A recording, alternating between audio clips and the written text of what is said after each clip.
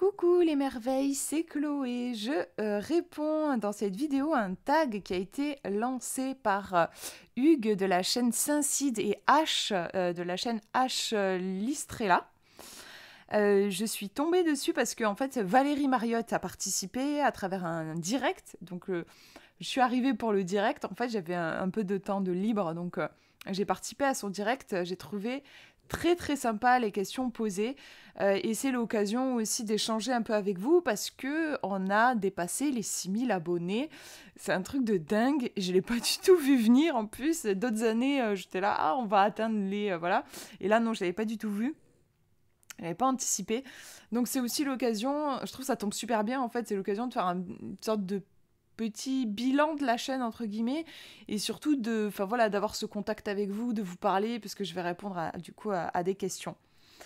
Donc si vous avez envie de répondre en commentaire aussi, je vous mets les questions dans la description. Si vous voulez participer, vous pouvez.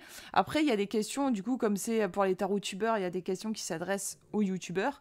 Donc vous pouvez sauter ces questions-là et participer que aux questions du style quels sont vos 3 jeux préférés du moment. Je sais qu'il y a une question comme ça. Voilà, si vous avez envie de participer, voilà, ce sera avec plaisir. Et si vous avez une chaîne aussi et que vous tirez les cartes, vous pouvez reprendre le tag. Voilà, donc on va commencer. Alors, quand et pourquoi tu as créé une chaîne YouTube? Alors, quand je suis allée voir, parce que je ne me rappelais pas du tout de la date, et apparemment je l'ai créée à peu près en 2018. Donc ça fait à peu près 5 ans. Et c'est marrant parce que j'avais l'impression que c'était plus long. J'ai l'impression que ça fait presque 10 ans, moi, que j'étais sur YouTube. Mais non, en fait, 5 ans. Et alors, pourquoi est-ce que j'ai créé une chaîne YouTube? Alors, mon parcours, il est un peu particulier parce que, en fait, de base, en fait, il y a eu un peu 2 phases pour moi avec YouTube. Le premier truc qui s'est passé, c'est qu'en fait, j'ai été sur le défi des 100 jours de Lilou Massé. Et il fallait, à l'époque, il n'y avait pas de groupe Facebook en fait qui était dédié à ces cahiers. Donc il y avait un site. Et elle proposait de faire des vidéos tous les jours pour faire des bilans de nos journées et tout. Et il fallait du coup, pour faire les vidéos, il fallait un hébergeur de vidéos en fait. Et l'hébergeur, moi en tout cas que j'ai trouvé possible, c'était YouTube. Donc de base, j'ai créé ma chaîne absolument pas dans un but de créer une chaîne en fait. C'était juste pour héberger des vidéos. Je le précise parce qu'en fait, je crois que s'il n'y avait pas eu ça, je suis pas sûre qu'en fait aujourd'hui je serais là où je suis. Je suis pas sûre, en fait, je suis pas trop du genre à me dire un jour, ouais allez, je me lance dans une chaîne YouTube et puis je crée mon compte et tout. Je pense que ça m'aurait trop angoissée en fait. Mais du coup, voilà, l'inscription, elle s'est faite pour moi sur YouTube, pas en mode je vais créer une chaîne YouTube, mais en mode j'ai juste besoin d'un site pour héberger mes vidéos. Donc c'était des vidéos, il y en avait beaucoup, je les mettais en non répertorié. Enfin voilà, le but c'était pas du tout de créer une chaîne YouTube. Et puis le temps a passé. Et donc je faisais le défi des 100 jours de Lilou Massé parce que j'étais pas bien, j'étais en dépression, je cherchais vraiment tous les moyens possibles pour aller mieux.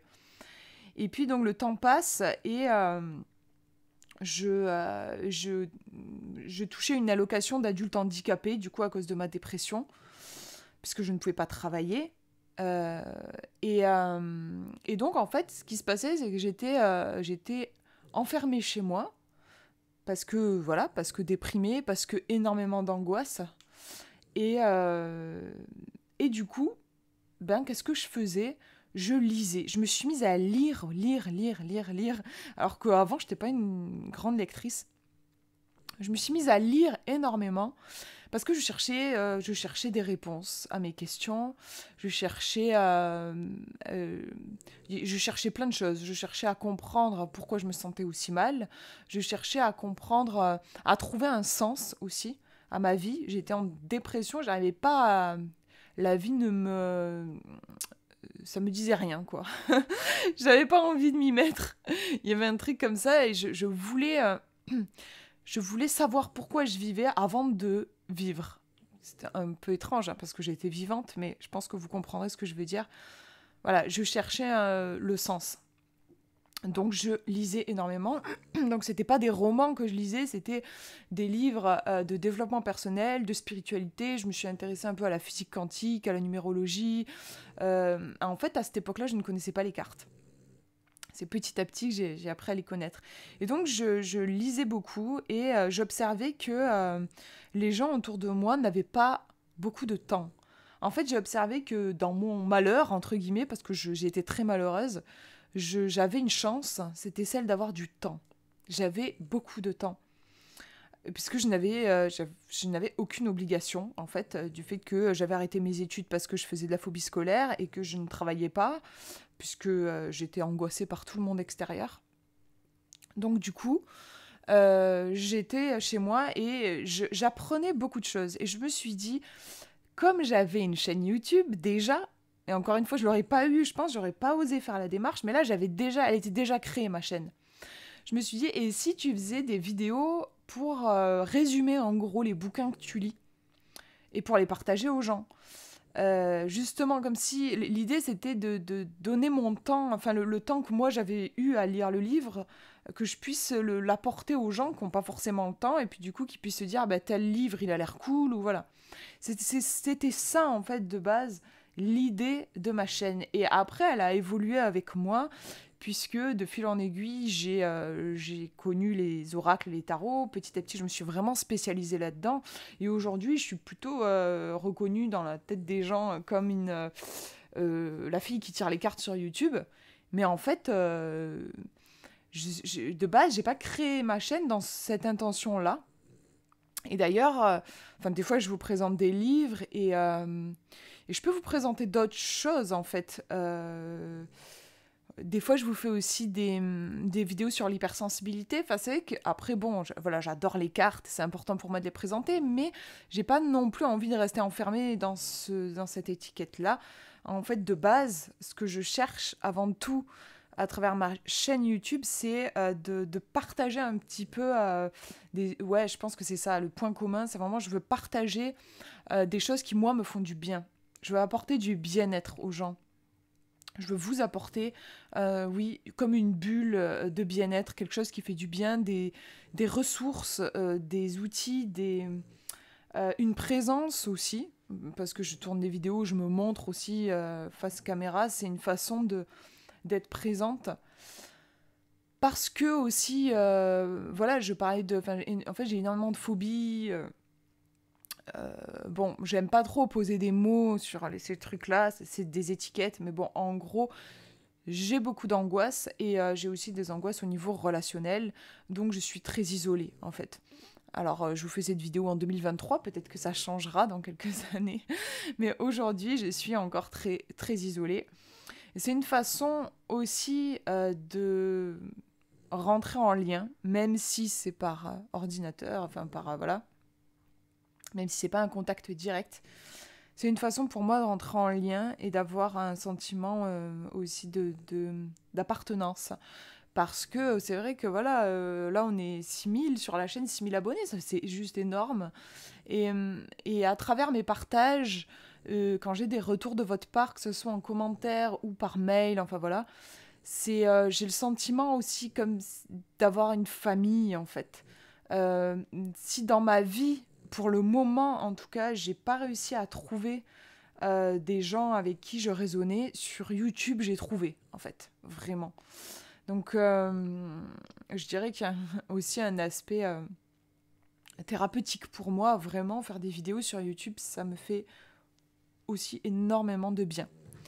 Donc voilà, pourquoi et quand j'ai répondu, qu'est-ce que tu veux apporter aux personnes qui te suivent? Ah bah du coup j'ai répondu à la question.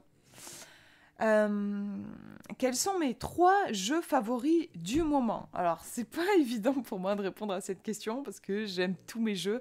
Mais, alors attendez, hop, je me décale un peu, voilà. Mais j'ai pris en effet quand même les 3 jeux. En gros, j'en ai toujours un peu à côté de moi, là. C'est les jeux que j'utilise beaucoup, beaucoup en ce moment. Donc, en effet, j'en ai trouvé 3. Alors, premier jeu, l'oracle du soleil levant. Vraiment, je l'adore. Voilà, je suis à fond sur ce jeu. D'ailleurs, vous avez sûrement remarqué en ce moment, depuis que je l'ai, je fais pas mal de vidéos avec. Je le trouve juste sublime. J'adore les illustrations. Et le livret est d'une richesse infinie. On peut répondre à... Enfin, on peut poser toutes les questions qu'on veut avec ce jeu. Il fonctionne aussi bien pour du divinatoire que pour de la guidance. Enfin, c'est un plaisir. En plus, on est sur un jeu Arcana Sacra, donc avec une qualité géniale. Les cartes glissent bien. Enfin bon, c'est que du plaisir. Je l'adore.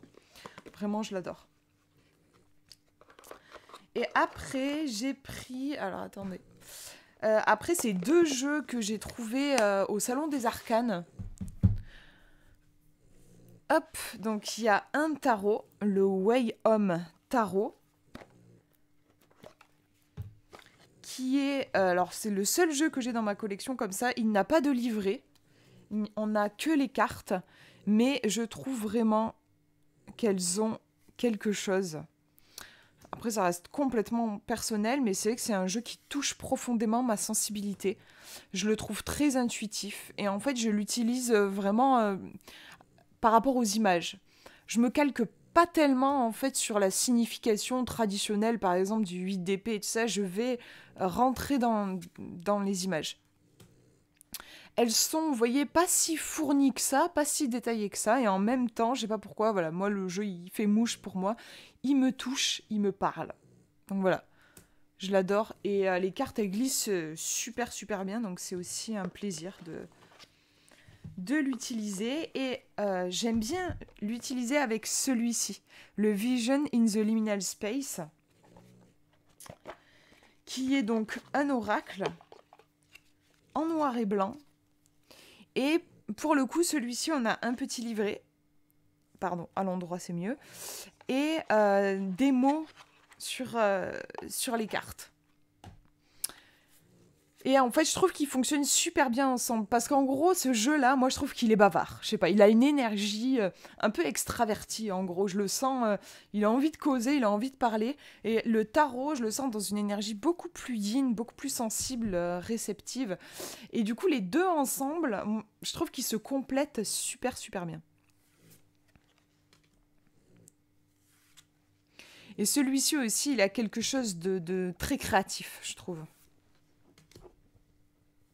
Il fait sourire, il est assez unique dans ma collection.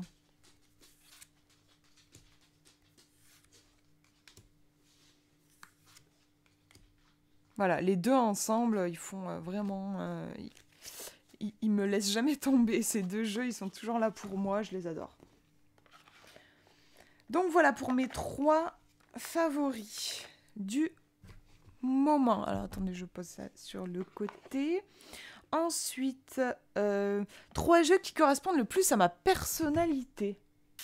Alors, j'ai pris le Chronicle of Destiny. Je le trouve juste trop beau. J'adore la boîte de ce jeu qui en fait se présente comme un livre, mais je dirais même comme un grimoire. Il est... Ouh, j'adore. J'aime trop. À l'intérieur, on a un livret qui est encore, je trouve, cet effet un peu aussi grimoire. Et en fait, ce que j'adore, qui est hyper original, c'est que... Si vous voulez, c'est vraiment comme un livre. C'est-à-dire, vous avez, vous voyez, chapitre 6, l'appel. On tourne la page, prochaine carte, chapitre 7, Et en fait, si vous amusez, quand j'ai eu le jeu, vous vous amusez à lire juste ici. Là, vous avez la définition de la carte. Mais si vous lisez juste ça, hop, vous continuez tout ça. En fait, c'est une histoire qui vous est racontée. Donc, c'est comme un livre un peu de fantaisie, mais qui en plus a des messages divinatoires pour vous. Donc enfin, j'adore le concept. Je vais vous montrer un petit peu les cartes. Et donc oui, je l'ai choisi par rapport à ma personnalité. Pourquoi ? Parce que j'adore raconter des histoires. C'est vraiment... c'est par là que je passe pour me connecter à mon intuition, pour canaliser des messages. Je raconte des histoires. J'ai toujours fonctionné comme ça depuis petite. Ça m'a jamais quittée. Donc voilà, un jeu qui représente cette partie de ma personnalité. On a aussi le côté fantastique, et je suis aussi très très sensible à l'univers des contes, de la magie, voilà. Je pourrais pas vivre sans, en fait, vraiment, j'en ai besoin, quoi. Hop, je mets les cartes de côté, et alors... Deuxième jeu, très différent, l'Oracle sans blabla de Pauline Vernet. Ouais, l'Oracle sans blabla, un jeu qu'on ne voit pas beaucoup, voire qu'on ne voit jamais. C'est entre autres pour ça que je l'ai pris. C'est un jeu ovni, en fait. Il ressemble à aucun autre. Il a des illustrations assez abstraites, en fait. Il est pas, je trouve qu'il donne pas forcément envie, je sais pas comment dire, je trouve qu'il est pas, quand on le voit, je pense que c'est pour ça qu'on le voit pas énormément, quand on le voit on se dit pas ouais il est trop sublime ce jeu, magnifique, je le veux. Alors oui on peut se dire ah il me fait quelque chose, il a un truc, je le veux. Mais il est pas, voilà, il est pas dans la mouvance justement là des jeux en ce moment où on a des illustrateurs qui bossent sur les cartes et qui vous font des vrais tableaux, des trucs à vous couper le souffle et tout. Voilà, là on est sur quelque chose, comme je disais, de plus abstrait, de plus symbolique. J'adore les titres. Donc il est différent ce jeu. Il est différent. C'est pour ça que je l'ai pris pour... Vous voyez, il y a même une carte, on a une carte toute noire. Et je crois que je me demande si on n'a pas la carte le même, mais en lumière, la carte toute blanche avec un truc écrit dessus. Il sort complètement des sentiers battus, ce jeu. Ouais, voilà, vous avez la carte lumière. Il sort des sentiers battus. Ouais, donc pour me représenter ma personnalité, on a ce côté avec ce jeu un peu ovni, différent, voilà. Oracle sans blabla, le titre me correspond bien aussi. En fait, j'ai un côté très... je suis pas sûre que ça se ressente forcément dans mes vidéos, mais en fait, j'ai un côté assez cash, assez... je déteste les blabla. Je déteste tourner autour du pot. Je déteste les conversations où on parle pour ne rien dire. Voilà. J'ai un côté droit au but, vraiment. Et donc ce côté sans blabla.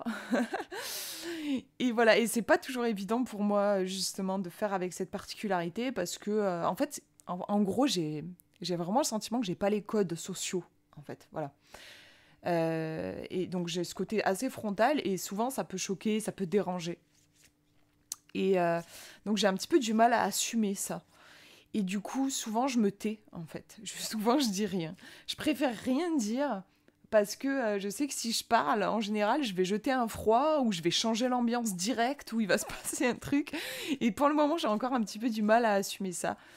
Donc de toute façon, c'est ce que je vous disais au début de la vidéo, je me suis aussi pas mal isolée. J'ai du mal à trouver voilà, ma place dans la vraie vie. Je l'ai trouvée sur les réseaux sociaux. Mais dans la vraie vie, j'ai plus de mal. Et donc, ouais, voilà, il y a ce côté aussi. Le sans blabla, je trouve que ça me correspond bien. Et après, c'est un jeu dans ses messages qui fait beaucoup de bien. C'est pas un jeu divinatoire, il est orienté vraiment bien-être. Et je dirais que s'il y a un sujet qui est très important pour moi, c'est le bien-être. Je suis en quête de ça. Voilà. Comment est-ce que je peux me sentir un peu mieux, un peu plus en paix c'est vraiment voilà, un sujet qui est important pour moi. Donc c'est pour ça que j'ai choisi ce jeu.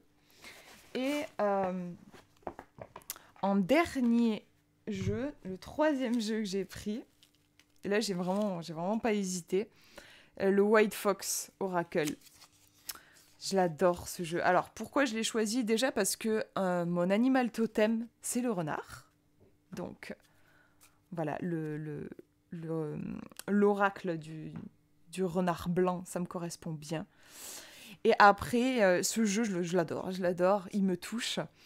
Il rappelle un petit peu les cartes du Dixit, je trouve. Il a un côté onirique, il a un côté presque on dirait un jouet, il est tout petit, et voilà au niveau de ses couleurs et tout, enfin je trouve, quelqu'un qui connaît pas les oracles, il vous dirait tiens c'est un jeu pour jouer, genre un jeu de cette famille, ou je sais pas, enfin un jeu de société, enfin voilà. Il a un côté très, je trouve, qui touche l'enfant intérieur. Et voilà, je suis très très connectée au monde de l'enfance, donc c'est une grosse partie de ma personnalité. J'ai toujours, toujours, toujours eu très peur de grandir, très peur d'être adulte. Le livre du Petit Prince, voilà, me parle beaucoup. Donc, ouais, le Red Fox Oracle. Alors, ensuite, autre question. 3 jeux qui correspondent à ma personnalité, je l'ai fait. 3 chaînes tarot-tube préférées. Alors, je dirais Laurence W 2009. Je suis souvent sur sa chaîne parce qu'elle fait plein de présentations. Et en fait, honnêtement, je regarde surtout... je suis surtout sur YouTube pour... Enfin, je veux dire, quand je regarde des vidéos, c'est principalement pour éventuellement acheter un jeu, quoi. Voilà. Je suis pas tellement sur YouTube pour chercher à... J'ai jamais trop cherché à apprendre à tirer les cartes sur YouTube. Je cherchais plus juste voilà, des avis sur des jeux et tout. Et Laurence W 2009, voilà, elle est incroyable. Elle présente non seulement des jeux mass market, mais aussi des petites perles d'oracles auto-publiés. Enfin voilà, je fais régulièrement un tour sur sa chaîne. Après, j'ai Sabrina, Passion des oracles, que j'aime beaucoup. Voilà, les contacts que j'ai eus avec elle m'ont fait chaud au cœur. Ça s'explique pas, mais voilà, il y a vraiment quelque chose. Et j'imagine que c'est pour ça que j'aime aussi aller sur sa chaîne et voir ses présentations, voir ses propositions. Et après, bah, forcément Claire de la Lune, Claire Duval, que j'adore. Et elle, c'est pareil, voilà, j'aime aller voir ses partages aussi. En fait, c'est marrant parce que toutes les 3, donc, je vais les voir parce qu'elles présentent des jeux. C'est pour la même raison. Et pourquoi ces 3-là? Pourquoi j'en choisirais pas qu'une? Parce que chacune a sa personnalité, chacune a sa façon de présenter un jeu. Et j'aime me connecter à ça. Voilà, chacune a son histoire, ça se sent, voilà. Et je sens que c'est des femmes avec qui je sais pas, je sens une connexion particulière avec elles. J'imagine que bon, notre passion pour les cartes, c'est clairement présent, mais il y a d'autres chaînes ou des gens qui présentent des jeux et tout, et j'ai pas ce feeling-là. Voilà, il y a un feeling pour moi particulier avec ces 3 youtubeuses. Ensuite, 3 chaînes qui m'ont le plus apporté dans mon apprentissage. Alors là, malheureusement, je ne vais pas pouvoir répondre à cette question parce que, comme je disais, je n'ai pas appris à tirer les cartes avec YouTube. Moi, c'est vraiment les livres.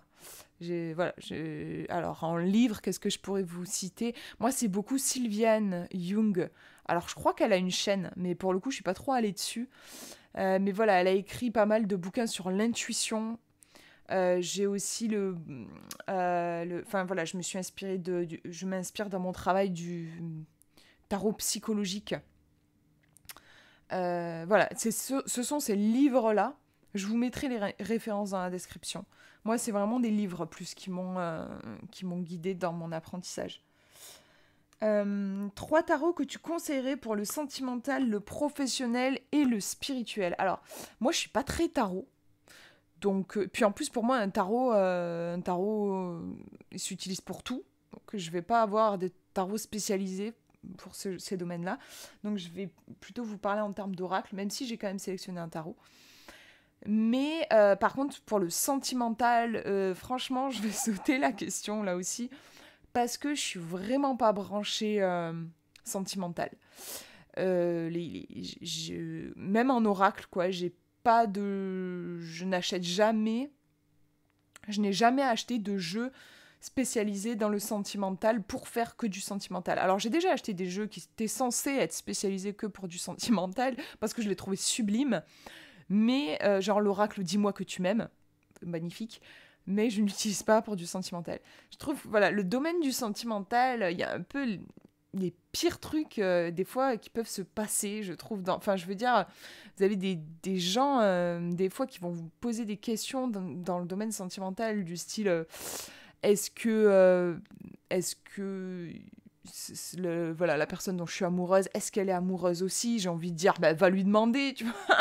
Enfin voilà, je trouve que oui, il peut y avoir du voyeurisme, il peut y avoir du genre, je veux savoir ce que mon ex est en train de faire actuellement. Enfin, il y a vraiment je suis mal à l'aise avec, souvent les questions qui sont posées dans le domaine du sentimental.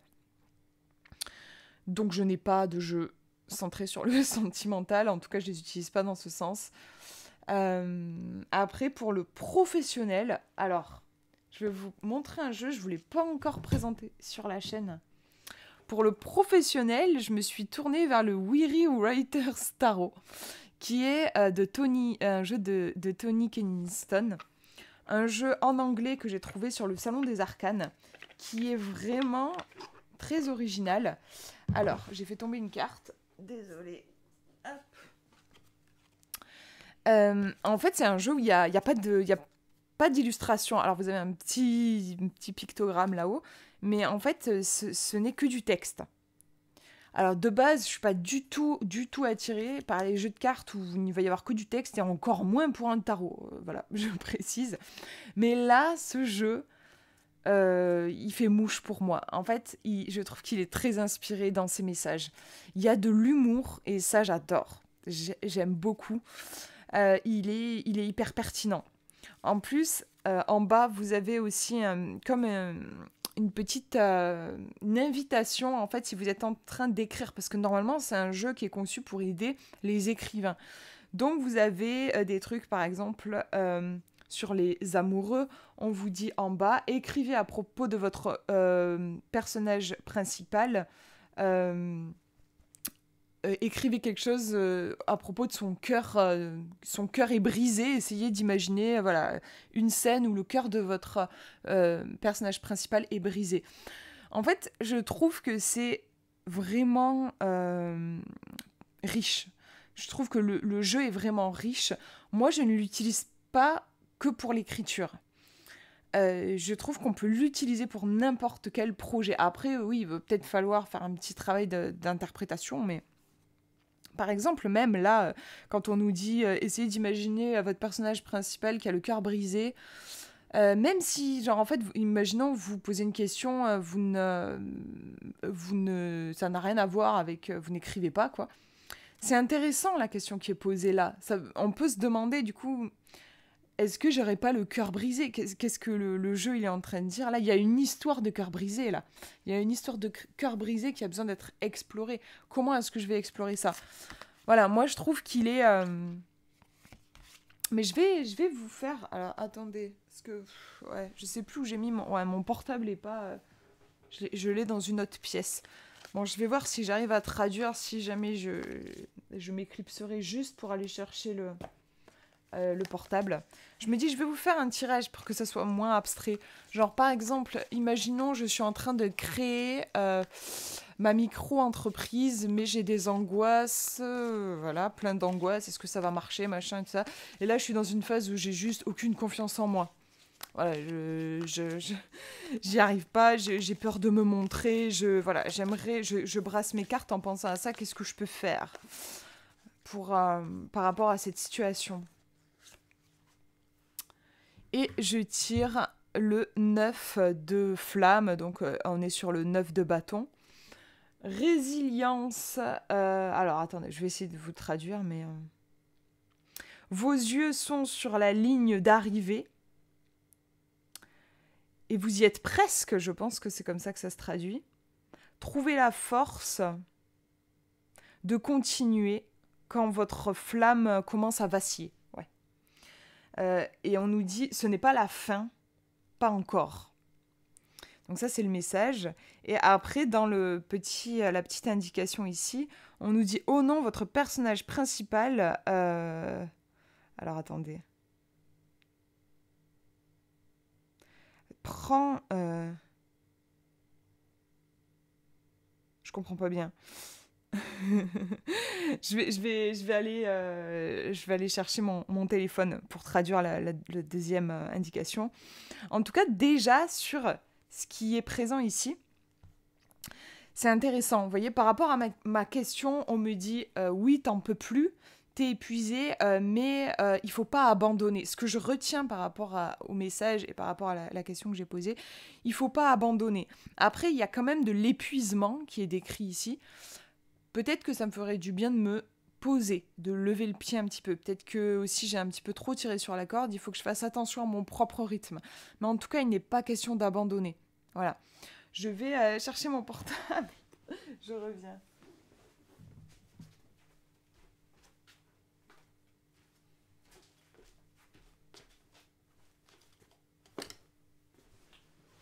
Hop.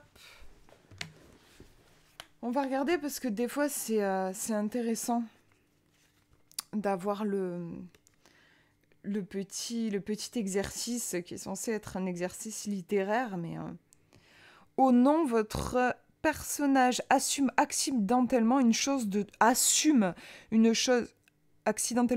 trop et commence à céder sous la pression. Écrivez sa réaction. Vous voyez, c'est intéressant. Hein. Là, en gros, le personnage principal, en fait, moi je vous invite, si vous avez ce tarot, à imaginer c'est vous, en fait, le personnage principal. Là, on vous dit, il assume accidentellement une chose de trop et commence à céder sous la pression. Bon, ben, c'est clair. Ce que le tarot, il est en train de me dire, c'est juste, je me mets juste trop la pression. Donc, il faut juste que je fasse baisser la pression. Tout va bien se passer et un pas après l'autre, je vais y arriver. Mais là, il faut que je fasse baisser le truc. Donc, vous voyez un peu, je trouve qu'il est, il est hyper intéressant pour les questions, notamment pro. Mais il répond à tout, hein, puisque ça reste un tarot de toute façon.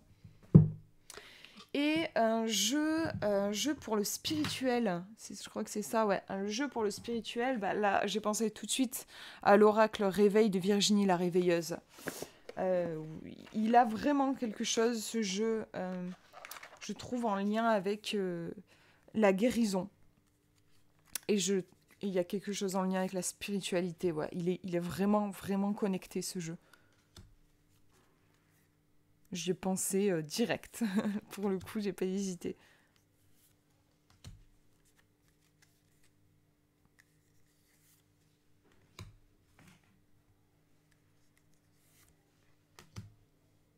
Pour le coup, celui-ci, vous pouvez retrouver la présentation sur la chaîne. Je l'ai présenté. Voilà. Ensuite, 3 tarots, c'est j'ai dit. Qu'est-ce que tu aimes dans la communauté de tarot YouTube? Qu'est-ce que j'aime? J'aime l'entraide. C'est le premier truc qui me vient. Enfin, la générosité. Voilà, je citais Laurence, Sabrina, Claire. Il y a Nat aussi, voilà, que j'adore. C'est des femmes qui sont toujours... ce que j'adore, en fait, c'est elles sont toujours disponibles, toujours bienveillantes, toujours dans le positif, en fait. C'est des personnes qui soutiennent. C'est pas des personnes qui dénigrent et qui descendent. C'est vraiment des personnes qui soutiennent la création, notamment, hein, puisque c'est des femmes qui présentent des jeux et parfois des jeux auto-édités aussi, enfin voilà, avec tout le travail. Enfin, je pense qu'elles ont conscience du travail énorme que ça demande. Et ouais, elles soutiennent, quoi. Et waouh, je trouve que le monde en a besoin. En tout cas, moi, j'en ai vraiment besoin. J'ai besoin d'être au contact de gens comme ça, en fait. De personnes bienveillantes, positives et qui soutiennent la création plutôt que de descendre ou quoi. Et j'ai reçu vraiment beaucoup de soutien, notamment quand j'ai lancé le marcheur de papier, où j'ai rencontré des difficultés parce que c'était la première fois que je faisais ça. Et puis même, des fois, quand je lance des jeux, enfin voilà, pas des jeux, mais des livres, enfin, je suis toujours un peu en stress, quoi, c'est normal, c'est toujours un peu effrayant là, de lancer d'un coup son bébé dans le monde et tout. Et c'est tellement, ça fait tellement de bien, c'est tellement important d'avoir j'ai toujours cet accueil de la communauté sur YouTube vraiment de bienveillance. Et je suis toujours pleine de gratitude par rapport à ça. Donc, et puis ça n'a pas de prix, vraiment, je trouve. Ensuite, qu'est-ce que tu n'aimes pas? Je crois que il y avait ça comme... ouais. Qu'est-ce que je n'aime pas? Alors, qu'est-ce que je n'aime pas? Je crois que je vais sauter la question. Parce que je vis, en fait, j'ai décidé, c'est un choix, hein, mais... J'ai décidé de vivre en allant vers ce qui me fait du bien, ce qui me plaît, et en laissant de côté ce qui ne me plaît pas. Vraiment, je n'accorde pas d'importance à ce qui ne me plaît pas. Et je nourris ce qui me fait du bien. Donc, en vrai, franchement, il n'y a rien qui me vient. Alors, je suis sûre que si je cherchais, je pourrais trouver. Mais comme je ne fais que m'entourer de gens que j'aime, je ne suis que des chaînes YouTube avec lesquelles je me sens bien. Je n'ai rien à... voilà, je n'ai rien à dire. Alors, je sais bien sûr qu'il y a des chaînes où il y a des choses qui ne me plaisent pas, sûrement. Mais je n'explore pas ce domaine-là, donc en fait, je ne peux pas vous dire. Ensuite, je crois que j'arrive à la dernière question. Quels sont tes projets à venir pour la chaîne? Mes projets à venir pour la chaîne, bah, j'aimerais bien juste peut-être faire un petit peu plus de vlog. Je sais pas, c'est une intuition comme ça. Je remarque que voilà, je fais beaucoup de présentations et c'est bien, mais j'aimerais bien peut-être faire un petit peu plus de vlog à l'avenir. Ouais, je pense que... Enfin, oui, il y a quelque chose comme ça, ouais. J'ai envie peut-être un petit peu plus encore de partage comme ça. Voilà, du coup, je crois que j'ai répondu à toutes les questions. Peut-être que je me dis, j'en ai peut-être sauté une, mais normalement non. Je vous remercie d'avoir regardé la vidéo jusqu'au bout. Je vous fais de gros bisous, prenez bien soin de vous.